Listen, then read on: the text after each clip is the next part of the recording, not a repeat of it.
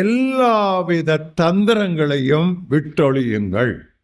ஊழியக்காரர்களே, ஊழியக்காரிகளே, உங்கள் அருகில் வர முடிந்தால் ஒவ்வொருவருடைய கரத்தையும் பிடித்து குலுக்கி உங்களுடைய முகத்தை நேருக்கு நேர் நான் உங்களை பார்த்து சொல்லுவேன், எல்லாவித தந்திரங்களையும் விட்டொழியுங்கள். Renounce all forms of craftiness. வசனம் 2, அத்தியாயம் சொல்லாமல் நான் வசனம் சொன்னால் அது 2 கொரிந்தியர் 4 என்று பொருள்படும். 2ஆம் வசனம், வெட்கமான காரியங்கள், தந்திரமான காரியங்கள், மனசாட்சி தேவனுக்கு முன்பாக உத்தமம். இந்த வார்த்தைகளெல்லாம் எவ்வளவு முக்கியமான வார்த்தை என்று பாருங்கள்.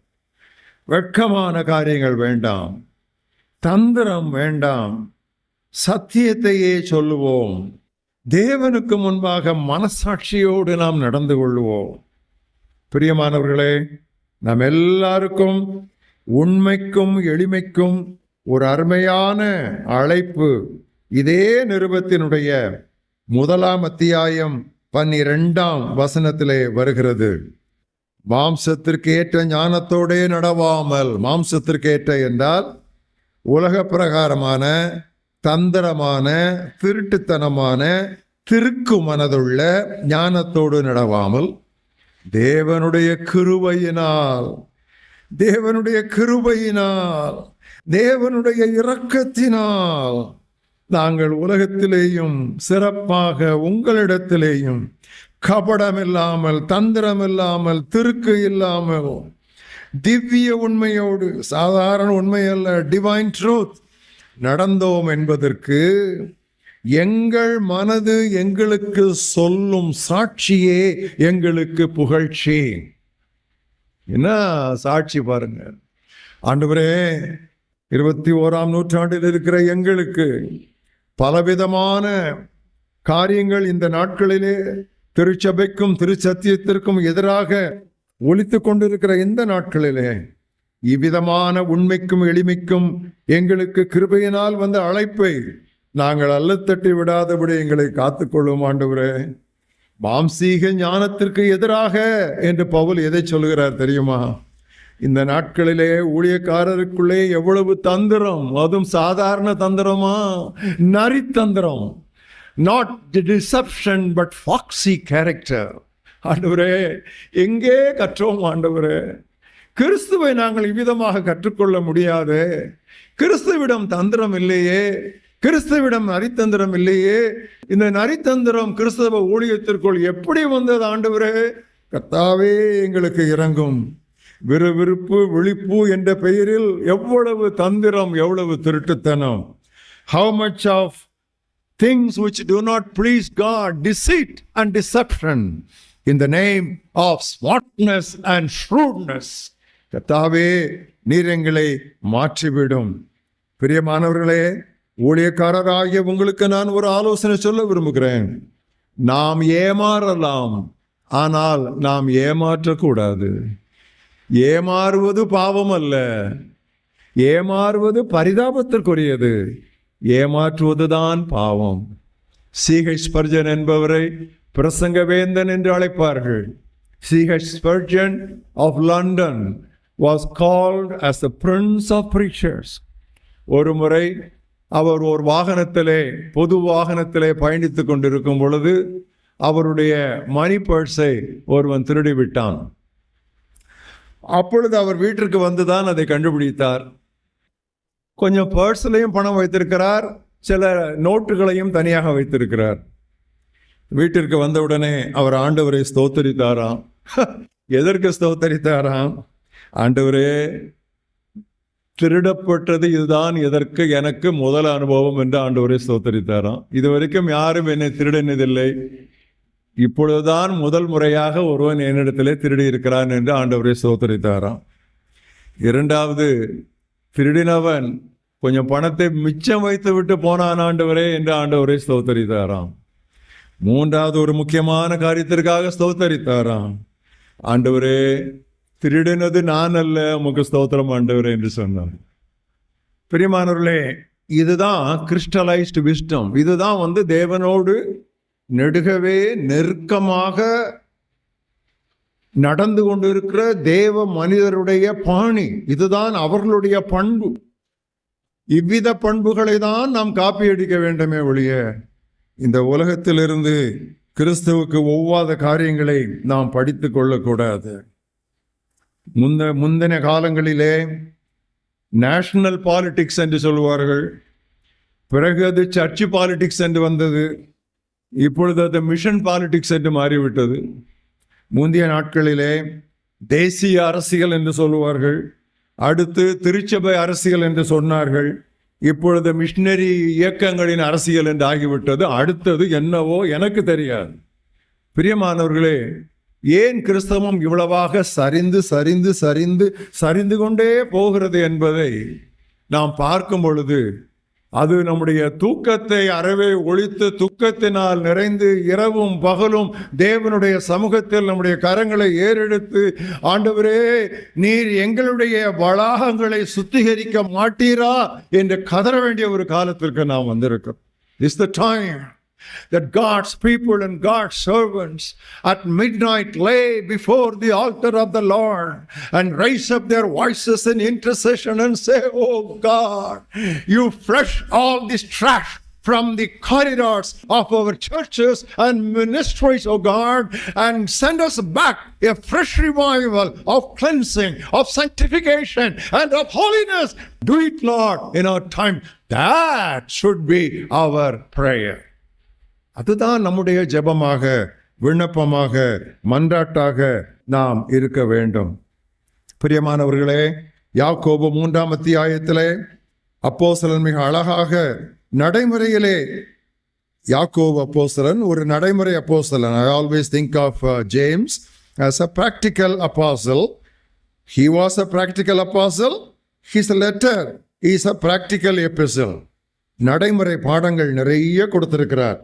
அவர் ஒரு முக்கியமான காரியத்தை குறிப்பிடுகிறார். பாருங்கள், யாக்கோபு 3ஆம் அத்தியாயம் 13ஆம் வசனத்திலிருந்து வாசிக்கிறேன். உங்களில் ஞானியும் விவேகமானவன் எவனோ, அதாவது ஞானி விவேகனான்னு சொல்லப்போனா நல்ல சூட்டிக்கையான ஆளு, அந்த வார்த்தை தான் அது. நல்ல சூட்டிக்கையான ஆள் யாரோ, who is smart among you, அவன் தன்னுடைய செயல்களை எப்படி காட்ட வேண்டும் தெரியுமா? கத்துவதால் அல்ல, வெட்டுவதால் அல்ல, ஞானத்திற்கேற்ற சாந்தத்தோடு தன்னுடைய செயல்களை காட்டட்டும். அடுத்த வார்த்தையிலே சொல்கிறார், உங்கள் இருதயத்திலே, அதான் ஊற்று, உங்கள் இருதயத்திலே கசப்பான வைராக்கியத்தையும் விரோதத்தையும் வைத்தீர்களானால் நீங்கள் பெருமை அடிக்காதீர்கள். பாரு, விட்டமாட்டேன், அவ்வளவு லேசாக நான் விட்டுருவேனா? எனக்கு அவன் செய்தது அவ்வளவு சாதாரண காரியமா? இப்படியெல்லாம் சொப்பனத்தில் கூட உங்களுக்கு வரக்கூடாது. அப்படி வருமானால் 15ஆம் வசனத்திலே அவர் சொல்லுகிறார், இப்படிப்பட்ட ஞானம், இப்படிப்பட்ட வேகம் விண்ணிலிருந்து வருகிற ஞானமாயிராமல் இவ்வுலகத்திற்கு சம்பந்தமானதும் மனிதனுடைய பிறப்பு சுபாவத்துக்குரியதும் பேய்த்தனத்துக்கு அடுத்ததுமா. பேய்த்தனம், நம்ம எல்லாரும் புதிய பாட்டை நன்றாக படிக்கிறோம் என்று நான் நினைக்கிறேன். இந்த வார்த்தைகள் எல்லாம் போதுமான அளவு வியாக்கியானப்படுத்த நமக்கு வாழ்நாளே போதாது. அவ்வளவு தெளிவாக அப்போஸ்தலர்கள் இந்த காரியத்தை நமக்கு குறித்து வைத்திருக்கிறார்கள். பிரியமானவர்களே, குற்றமற்ற மனசாட்சியை காத்துக்கொள்ள என்னெல்லாம் முயற்சி எடுக்க முடியுமோ அத்தனை முயற்சியும் நாம் எடுக்க வேண்டும். மனசாட்சி என்பதற்கு ஆண்டவராய் இயேசு கிறிஸ்து கொடுத்த சுவாரஸ்யமான ஒரு வரையறையை லூக்கா 12ஆம் அத்தியாயம் 57ஆம் வசனத்திலே பாருங்கள். நியாயம் என்னதென்று நீங்களே தீர்மானியாமல் இருக்கிறது என்ன? உங்களுக்கு தெரியாதா? நீங்களே கண்டுபிடிச்சிடலாமே. எது நியாயம் சொல்லி உங்களாலேயே கண்டுபிடிக்க முடியாதா? அதைத்தான் பின்னால் தன்னுடைய நிருபத்திலே அப்போஸ்தலன் யோவான் கேட்கிறார். பிரியமானவர்களே, நம்முடைய இருதயமே நம்மை குற்றவாளிகள் என்று தீர்க்குமானால் தேவன் நம்முடைய இருதயத்திலும் பெரியவராய் இருக்கிறாரே. நம்முடைய இருதயம் நம்மை குற்றவாளிகள் என்று தீர்க்காதிருந்தால் நாம் தேவனிடத்திலே தைரியம் கொண்டிருக்கலாம். பிரியமானவர்களே, ஊழியக்காரரே, நான் உங்களுக்கு சொல்லுகிற ஒரு காரியம், எந்த இடத்திலாவது எந்த கட்டத்திலாவது உங்கள் மனசாட்சி, உங்களுடைய இருதயம் இது வேண்டாம், இது சரியல்ல, இது கூடாது என்று சொல்லுமானால் மனசாட்சியோடு விவாதிக்காதீர்கள். Don't argue with your conscience. நீங்கள் மனசாட்சியோடு விவாதித்தால் உங்கள் மனசாட்சி நாளடைவிலே மழுங்கிவிடும். If you keep arguing with your conscience, in course of time, your conscience will lose its sharpness and it will become blunt. ஒரு முக்கியமான ஒரு சத்தியம். Once your conscience becomes blunt, it becomes easier for you to go to the next downward level of committing sin. மனசாட்சி மழுங்கிவிட்டால் அதைவிட கீழ்த்தரமான ஒரு பாவ செயலில் ஈடுபட நீங்கள் பழகி விடுவீர்கள். You will get accustomed. You will get used to conveniently, without any hesitation or disturbance whatsoever, to commit sins of the worst sort. எனவேதான் துவக்கத்திலே இருந்தே நம் மனசாட்சியை பழக்குவது மிகவும் அத்தியாவசியமான முக்கியமான ஒரு காரியம்.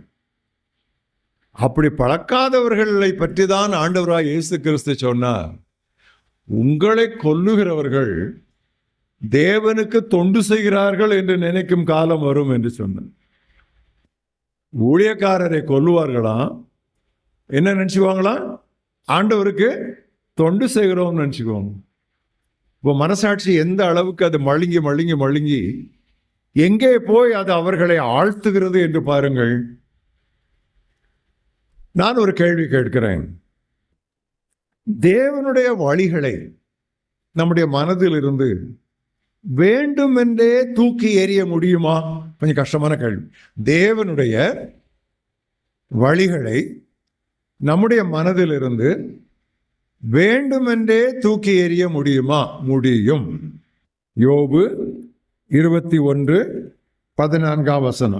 யோபு 21:14. அவர்கள் தேவனை நோக்கி, இது யோபு சொல்றார், அவர்கள் தேவனை நோக்கி எங்களை விட்டு விலகிறோம். இப்படி ஒருத்தர் ஜெபம் பண்ண முடியுமா? தேவனை நோக்கி, தேவனே நீர் எங்களை விட்டு விலகிறோம், உம்முடைய வழிகளை நாங்கள் அறிய விரும்பவில்லை. இப்படிப்பட்ட ஒரு நிலைக்கு கூட ஊழியக்காரரும் தேவனுடைய மக்களும் தள்ளப்பட முடியும் என்பது திருவசனத்திலே நமக்கு குறிக்கப்பட்டு இருக்கிறது. எனவேதான் சாலமோன் ஞானி நீதிமொழிகள் 20:27 சொன்னார், மனிதனின் ஆவி கர்த்தர் தந்த தீபம். தீபத்தை அணைக்க முடியுமா? அணைக்க முடியும். தீபம் தானே, அணைச்சிடலாம். பல விதத்தில் அணைக்கலாம். ஊதியம் அணைக்கலாம், அதை அப்படியே அமுக்கியும் அணைக்கலாம். பல விதங்களில் அதை அணைக்கலாம். இந்த மனசாட்சி என்பது கர்த்தர் தந்த தீபம். அது எரிஞ்சிட்டு இருக்கு, வேண்டாம்னா அணைச்சிடலாம். அது நம்ம கையில் தான் இருக்கு. அதை இன்னும் கூடுதலாக மிளறச் செய்வதும் பிரகாசிக்க செய்வதும் அல்லது அதை அப்படியே மழங்க செய்வதும் நம்முடைய கையில் தான். காலையில் தேவ சமூகத்தில் நாம் ஒரு கேள்வி கேட்போம். இதை அளப்பதற்கு ஒரு அளவுமானி என்று ஒன்றும் கிடையாது. நான் ஒரு கேள்வி கேட்கிறேன், நம்மை நாமே கேட்டுக்கொள்வது. ஆண்டவரே, என்னுடைய மனசாட்சியை சுத்தமாக வைத்துக் கொள்வதற்கு நான் பிரயாசப்படுகிறேனா? நல்ல கேள்வி. ஈச் ஆஃப் யூ வேற யாரையும் பார்க்காதீங்க, வேற யாரையும் யோசிக்காதீங்க, அங்கே எங்கே பார்க்காதீங்க. அப்படி குனிஞ்சு நம்ம இருதயத்தை பாரு. குனிஞ்சா தான் நம்ம இருதயம் தெரியும். அங்கெங்கே பார்த்தா வேடிக்கை தான் ஆயிரும். Just bow down and look into your heart. நான் சும்மா ஒரு ஒரு ஒரு ஒரு பிக்சோரியலாக அதை உங்களுக்கு இல்லஸ்ட்ரேட் பண்ணேன். Look into your heart. ஆண்டவரே, இந்த மனசாட்சியை எப்பொழுதும் குற்றமற்றதாக வைத்துக் கொள்வதற்கு நான் பிரயாசப்படுகிறேனா? அப்போஸ்தலன் பவுல் ராஜாவுக்கு முன்பாக நின்று கொண்டு என்ன சொல்லுகிறார்? இரவும் பகலும் தேவனுக்கு முன்பாக குற்றமற்ற மனசாட்சியாய் இருக்கும்படி நான் பிரயாசப்படுகிறேன், முயற்சி எடுக்கிறேன், விளைகிறேன். I endeavor, it's a strong word. I endeavor to keep a conscience void of offense, both before God and man, day and night. Not occasionally, continuously. What a blessing, பிரியமானவர்களே. ஏதாவது ஒரு காரியத்தை நீங்கள் செய்ய வேண்டுமானால் 3 கேள்விகள் நீங்கள் உங்களை கேட்டு பார்க்க வேண்டும். 1, இது தேவனை பிரியப்படுத்துமா? Will it please God? 2, இது எனக்கு பக்தி விருத்தி உண்டாக்குமா? Will it edify me? 3, இது பிறரை ஆசீர்வதிக்குமா? Will it bless others? Once again, இது தேவனை பிரியப்படுத்துமா? இது எனக்கு பக்தி விருத்தி உண்டாக்குமா? இது பிறரை ஆசீர்வதிக்குமா? Will this please God? Will this edify me? Will this bless others? கிட்டத்தட்ட இந்த 3 கேள்விகளுக்கு நமக்கு கிடைக்கும் பதில்கள் நாம் செய்தது, செய்வது, செய்யப்போவது சரியா தவறா என்று தெளிவாக சொல்லிவிடும். இது சண்டே கிளாஸில் சொல்லிவிடுகிற பாடம். பல அடிப்படையான அடித்தளங்களை நாம் மறந்து விட்டதால் இங்கே தேவன் தனது கிருபையினால், இரக்கத்தினால் அவைகளை நமக்கு நினைப்பூட்டுகிறார். பிரியமானவர்களே, ஊழியக்காரராகிய நாம் செய்ய வேண்டிய முதல் காரியம், எல்லாவித தந்திரங்களையும் விட்டொழியுங்கள். Renounce all forms of craftiness. இந்த வேளையிலே உங்கள் எல்லாருக்கும் ஒரு தற்பரிசோதனை கேள்வித்தாள் தரப்படும். அது ஒரு பக்கத்திலே ஆங்கிலத்திலும் இன்னொரு பக்கத்திலே தமிழிலும் உண்டு. ஆளுக்கு ஒரு பிரதி நீங்கள் முதலாவது வாங்கிக் கொள்ளுங்கள். தொடர்ந்து அதை குறித்து உங்களோடு நான் பேசுவேன்.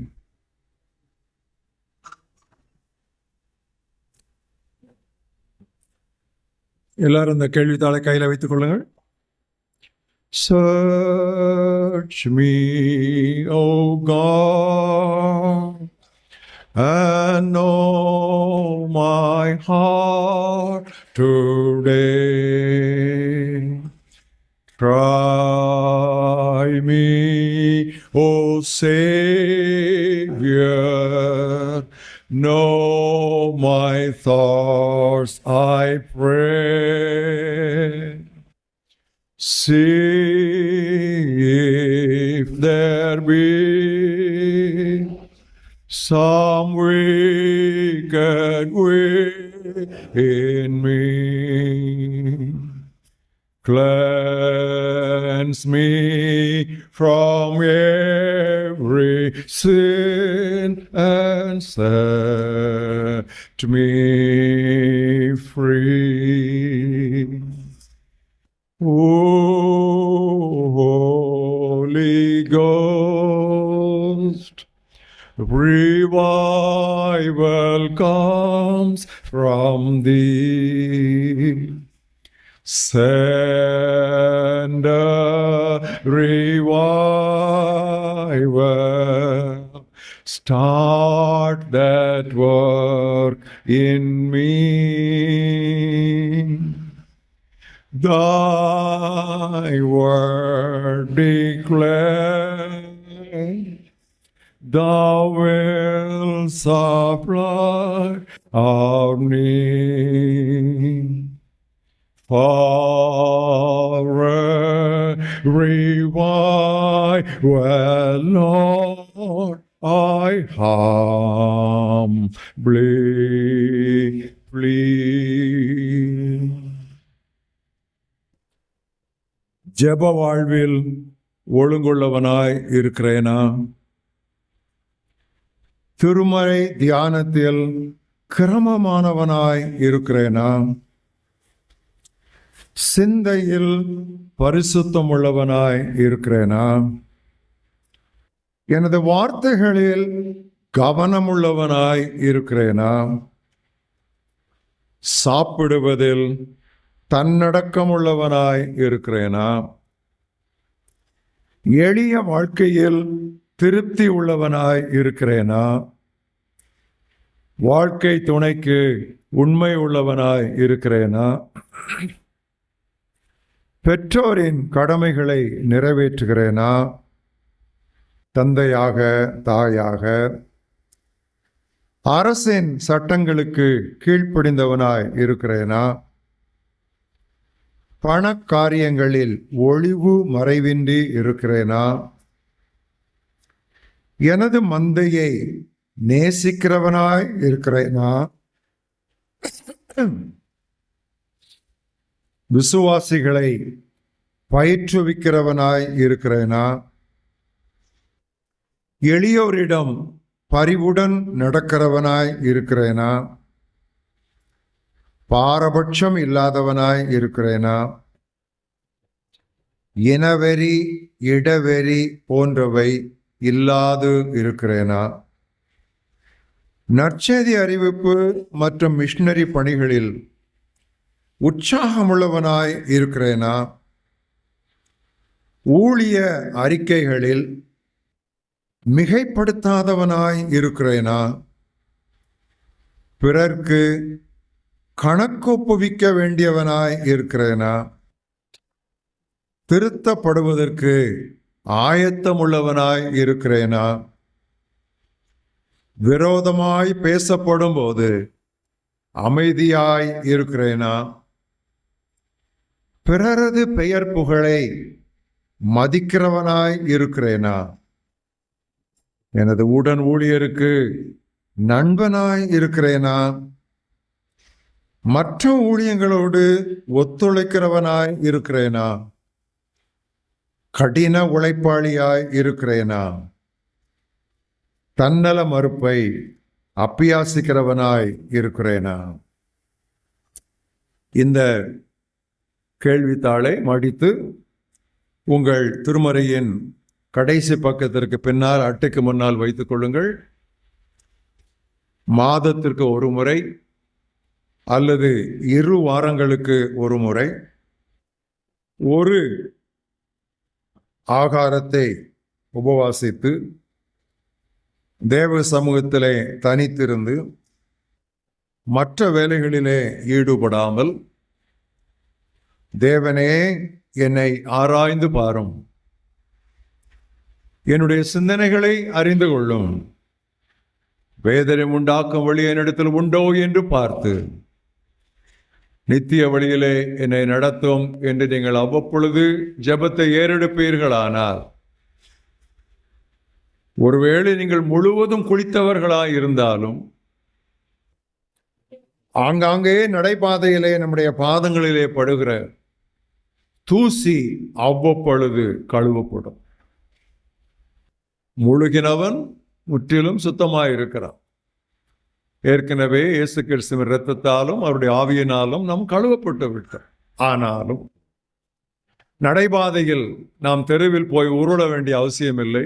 சாதாரணமாக நடந்து போகும்போதே நம்முடைய பாதங்களில் தூசி பட வேண்டும்.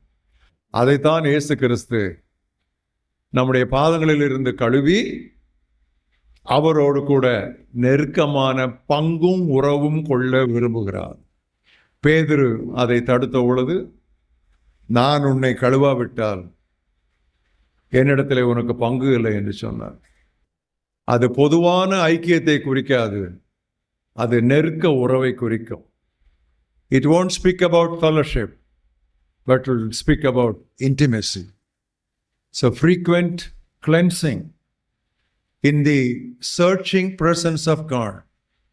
So God would turn the searchlight of His scriptures and His Spirit into the dark chambers and recesses of our life. If that can be kept as a regular exercise, my dear brothers and sisters, I tell you, you will feel as if you have just now had a fresh bath in Kuttalam waterfalls. அவ்விதமாக நீங்கள் அவ்வப்பொழுது நீங்கள் செய்து வெளிவருவீர்களானால் குற்றாலம் அருவியிலே குளித்த ஒரு புத்துணர்வு உங்களுக்கு கிடைக்கும். இது அநேக தேவ மனிதர்களுடைய பயிற்சி அனுபவம், என்னுடைய அனுபவமும் கூட.